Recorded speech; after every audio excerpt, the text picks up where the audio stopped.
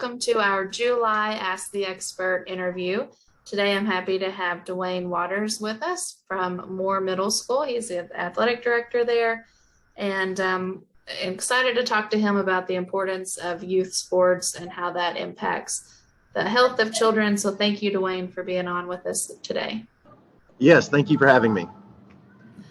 No problem. We'll jump right in. So the U.S. Office of Disease Prevention and Health Promotion encourages organizations to talk about and promote the importance of youth sports in July. So that's why we wanted to talk with you today.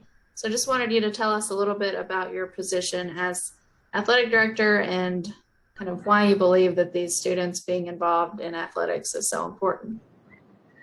Okay, awesome. As the athletic director at Moore Middle, it is my responsibility to make sure that all the student athletes are on grade level, make sure all the student athletes have the proper paperwork that they need, such as physicals on file, so they'll be eligible to play.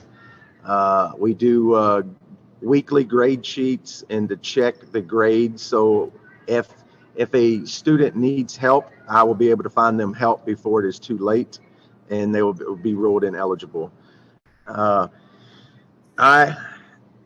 I fell into this job. I love this job. I used to play high school football, and then I went on to play college football. Then I was a football coach in high school for 11 years, and this will be my 7th year as a middle school AD. I was at Newburgh Middle School for 5 years, and now I'm at Moore. This will be my 2nd year, and I see sports as a way for the youth to get real world situations. It's not just about wins or losses or playing, who's playing this Saturday or what game are we playing in basketball. I believe that the coach's responsibility and my responsibility would be to help grow the youth, female and male, mentally, not only physically. Perfect. So you just kind of touched on my next question. So participating in sports helps improve, obviously, physical health, mental health, being with your peers.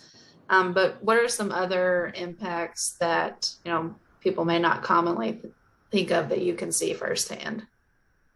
Well, it's weird because I had this conversation with some other people a couple weeks ago. I believe sports is the mecca for social and emotional change. I believe, I hate to always say this, but I believe during the COVID crisis that we had and not being able to go to school and not being able to see your friends, a lot of the youth, a lot of us are very dependent on the whole Zoom and dependent on being alone now. I've got 2 daughters. My oldest daughter is 13 and my youngest daughter is 10. And before COVID, they were social butterflies.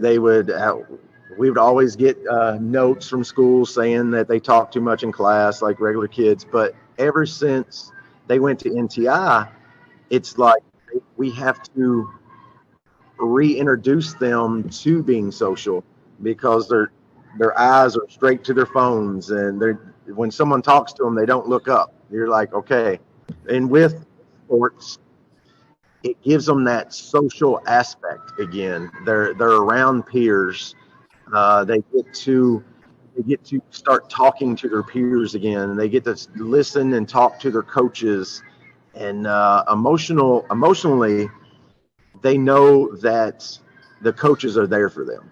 They know that if there is a problem or a concern, they can go to the coaches. And I hope I know my coaches think of themselves as like not a father figure, really, as in a mother or father figure. So if their kids are having trouble, not only in school, not only at their certain sport, they're not only at home, whatever their problems might be, that my students know that they can come to me and come to my coaches. Yeah, it's kind of like an additional built-in support system. Yes. So that's good. So in your opinion, kind of how can we encourage more kids to play sports? I know Go ahead, with sorry. COVID, with that break, I don't know if kids are so excited to come back that kids are coming in droves, or if that has slowed down. So just kind of what can we do just as a community to help encourage them to participate? Well, we have to make it fun for them. We have to make it where they want to come out and participate. There's been a decline with the numbers of certain sports that we have where, like football, we're have a decline in people who want to come out and participate in football. But I've talked to my coach last night about it. They're used to being at home. Football's during the summer, so it's a little hotter for them. They got to put pads on. They got to do all that. But if we entice them and if we make it fun for students, they're going to want to play. And that's where we're at right now is we have to find a way to entice these kids to come out. And it could be anything. Like during our practices, we have at the end, we'll not every week, or like once a week, we'll have like a grill or cookout where all the kids can get together and we'll grill for our kids, and that entices once again the social emotional aspect where the kids are interacting with their peers. And it's just we have to step out of our box and look at ways to make it entertaining for the student athlete and make it where they want to come to us. Mm-hmm. Yeah. So one of the things that we work with, and I don't think a lot of people are aware, but our organization puts on the Mr. and Miss Kentucky basketball ceremony every year. So every year we're, seeing firsthand I don't want to say elite, but like the top basketball players in the state, we get a pretty good relationship with them. So we're in the sports realm some, but not so much with the younger kids. Is there a certain age that you think that parents should start kind of gearing their children for sports or entering in sports? I know a lot of our basketball players have been dribbling a basketball since they were 2, but is there a kind of magic age where you recommend getting them interested or just starting early? And what's your thoughts on that? I think it actually depends on the student. It actually depends on the kid. Like once again, I hate always going back to my daughters, but my daughters, I put them in at the YMCA. I put them in different sports when they were 5, and like every season they had something going on. And I thought 5 was a good age because they kind of grasped the idea of listening, and they grasp the ideal of, okay, might be some consequences if the coach says do this and I'm over here doing this. So it really depends on the student. And then I know you didn't ask this, but then I'm a very stickler about broadening the horizons of sports. As in, nowadays you have some sports who centralize, like I'm only going to be a basketball player. I'm only going to do basketball and that's it. I'm not worried about football. I'm not worried about track or anything like that, or vice versa. I'm only doing football. But I believe if you could get your student out to as many different sports as possible, then that they grow. They grow in as different athletic events. They'll grow as a person, and then they could fit. Like I don't believe in centralizing until maybe your sophomore, junior year of high school, because that's when you kind of get to where, hey, basketball is going to be my thing, or football is going to be my thing. That's what I'm going to go out to do. So I'm all for students participating in everything. That's what we try to do it more.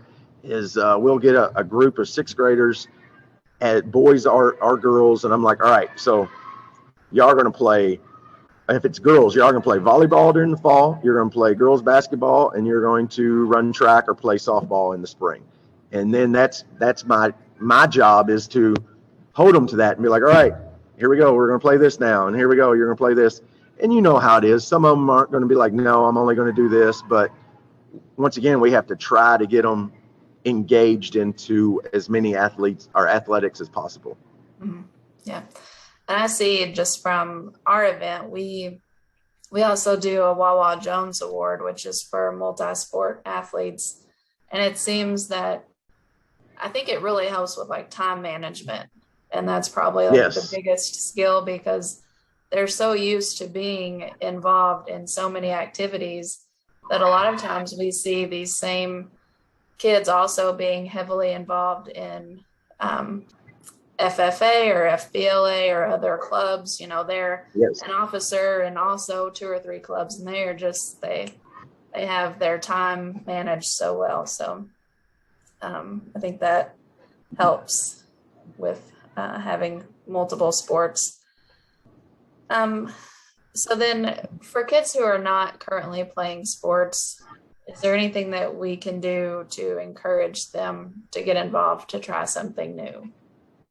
Well, at the school level, with my coaches, luckily I've got some coaches that are also teachers in the building.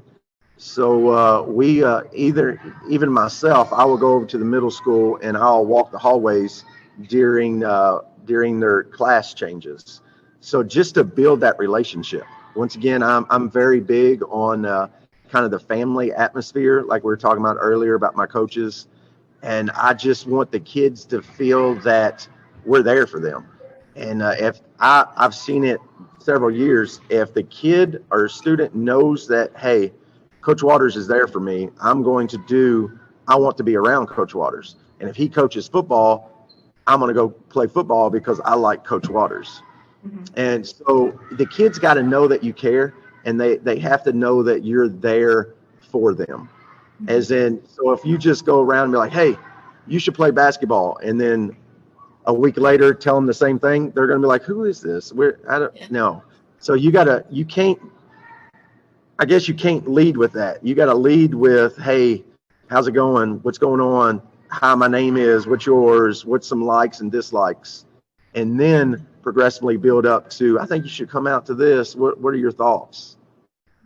Yeah, get that comfort level and trust set up between the student and the coach. Yeah. So that brings up my next question is, how do we get more people like you that to either volunteer their time to coach or to work with student athletes? So how do we approach adults and say, hey, you need to get more involved in this with students? That is a great question. And I looked over the questions last night, and I'm struggling with this one, to be honest with you. We're struggling with fielding some sports because we don't have coaches out there. And I really don't know. I don't know if to be honest, you kind of got to be born with it. If you know what I mean, you have to be like, hey, I love sports. I love football. I love working with kids. So this is what I'm going to do. We have a lot of parents that are like, okay, my daughter plays volleyball, so I want to help with the volleyball. But then with the middle school level, if they play 6th, 7th, and 8th, and then move on to high school, we also now lose that coach because they're going to be like, well, now I'm going to go watch my kids play. So we're working on that. I don't think that's just centralized to us. I think that's around, like you said. And then we just have to entice them. I know middle school, we pay our coaches. I know some youth league programs, they don't pay coaches. So it's kind of like you were saying, how do we get that interest there if they don't see anything back from that? Yeah. Yeah, and I imagine a lot of it is, especially in the unpaid world, parents that, my kid is interested in doing this, so I'm going to be here anyway. So, Yes, yeah. kind of that. But, and then is there any other things that you wanted to discuss today about just the importance that youth sports plays in health? I mean, the physical health, that's pretty self-explanatory. It gets them moving, gets their heart pumping. Yeah. Emotional, it's just that connection with their peers, their coaches, teaches them all kinds of skills other than athletic skills. But anything else that you think we've missed today? We've pretty much hit everything. I'm really passionate, like I was saying, about the whole family aspect. And I believe that is, if everyone could kind of do it like that, I think it would build the relationships, like I was saying, and I think it would build the camaraderie, and it would have students come up that want to play. Like I said, we got to make it fun for them. They're not going to want to come if it's not fun. And kids talk to each other. So if say I've got a football player and we're trying to get more people to come in, and they go and say to their best friend, "Hey, come out to football," and they're going to go, "Well, how do you like it?" And if they have a bad experience, they're not going to be like, "Oh, it's great, come on out." They're going to tell the truth to each other. So we just have to find ways. I know it's hard. It's getting harder to find the ways to entice these kids, but it's possible. Coaches can do several things. I know my daughters love being on our computer playing games. We could do that. We could have like a game night and have everyone come in, and then that's how you build relationships with them. It's just finding ways to get to the students, and that's the hard part. Coaching's easy. Your sport. You can go out and coach your sport, but it's not coaching the kids. It's building that relationship with them. Right. That's the part. That's the struggle. Yeah, connecting with them, and not only as a group, but you have to connect with them individually as well. So then you have a full team of individual connections that have to be made to make everybody happy. And you can't fake that. Students know, kids know. They know who's there for them, and they know who's only out there to hang out or whatever. So they know what's going on. Yeah. Well, thank you so much for being on with us today. We're, because of our just minor involvement with basketball, I mean, we see the effects that sports has on those athletes, and how it kind of prepares them for the real world and helps them with college, and prepares them for a lot. So we're thankful to people that are like you, that are there supporting them at a young age, and I'm sure they thank you as well. They may not say it every day, but one day they'll say, he gave a lot of his time that he didn't have to support the kids like me. So thank you for all that you do, and thanks for being on. Thank you for having me. All right, no problem. Hope you have a good day, and we'll talk to you soon. All right, thank you.